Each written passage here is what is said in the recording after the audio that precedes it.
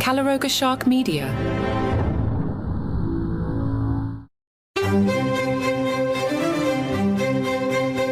Hello and welcome to Palace Intrigue. I am your host, Mark Francis. Was William's Earthshot prize a bit of a bust? Richard Eden of the Daily Mail correctly observes that the timing didn't work out from a media standpoint. Eden said, "It's difficult because Earthshot was just off the back of the Kenya tour, the state opening of Parliament, and a lot of other news going on at the moment. It maybe slipped more under the radar than it would have done if Kate had been on the front covers of all the papers and magazines." In the Daily Beast, a warning to Prince William not to trigger his father's jealous streak.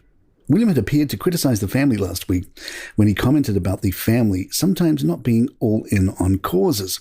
A friend of the King and Queen, Camilla, said, "William is entitled to make these comments, which frankly are pretty unremarkable, but part of the reason the marriage with Camilla has worked so well is that she understands that Charles is the star. William has to be careful not to wake the green-eyed monster."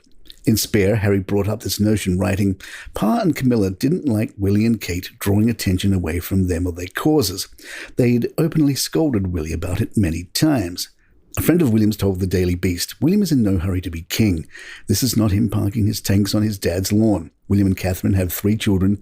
The oldest of them is 10, and that's very much their priority. They are totally focused on maximising impact and always have been.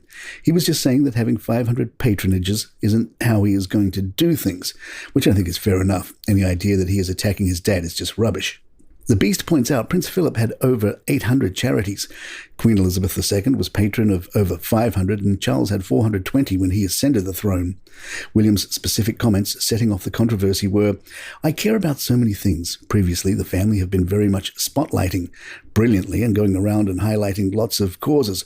I want to go a step further. I want to actually bring change." You have to remain focused. If you spread yourself too thin, you just can't manage it, and you won't deliver the impact of the change that you really want to happen. It's kind of going deeper and longer than it is in the case of just having loads of causes that you sort of turn up and keep an eye on. Another friend of the king told the Daily Beast, "The model is Elizabeth. His mother allowed Charles the freedom to do what he wanted as Prince of Wales, and especially in the last years of her life, he was king in all but name. That model worked very well, as it ensured continuity between the reigns. People will no doubt want to suggest he is jealous of William, but that's just media rubbish. He wants nothing more than for William to start thinking about what his reign is going to look like. What matters more than anything to Charles now is the strength of the institution." The problems have arisen when he feels the work is overshadowed. I don't think, looking at the first year of Charles' reign, anyone could say the collaboration between William and Charles has been anything other than a massive success. The Daily Mail's Richard Eden said, "William is really entering into territory we've never known a royal explore before, and he wants to do things. He doesn't want to just be, in his father's words, a convener, bringing the people together who can do the things that Charles would like to see. Here we have a young prince talking about actually building the properties which would help solve the crisis. And as a very large landlord with the Duchy of Cornwall at his disposal, he of course can build many thousands of homes should he wish. William is going to concentrate on a few key issues, it seems to me, and if he's going to do this, well, good for him. Let's see." Rebecca English, the Daily Mail's royal editor, added, "I think he maybe could have chosen his words better, because he suggests all they've been doing is shining a spotlight. He was trying to make the point that over the years, historically, royals have been patrons of hundreds of organizations, and he and Catherine want to focus on a smaller number and get more involved with them. But I think he sometimes forgets, when he says this, what his father's achieved over the years. He probably has delved into too many issues at once over the years, but it doesn't mean he's not been effectual." Palace Intrigue will be right back. The King turns 75 tomorrow and is expected to join fellow 75-year-olds for a special party at his countryside abode, Highgrove, this evening. Hello magazine reports the monarch will gather with community champions who were, like him, born in 1948 as part of the generation of post-Second World War baby boomers. The afternoon tea, featuring dancing with live music from a local rock choir, will also mark the 75th anniversaries of the NHS and the Windrush generation in 2023. Tomorrow, the King and Queen will officially launch the Coronation Food Project. Inspired by His Majesty, the Coronation Food Project seeks to bridge the gap between food waste and food need across all 4 nations of the United Kingdom, helping people and helping the planet. Hello tells us Charles and Camilla will visit a surplus food distribution centre outside London, where they'll have the opportunity to meet staff and volunteers, hearing about the ways food waste can be used for social good.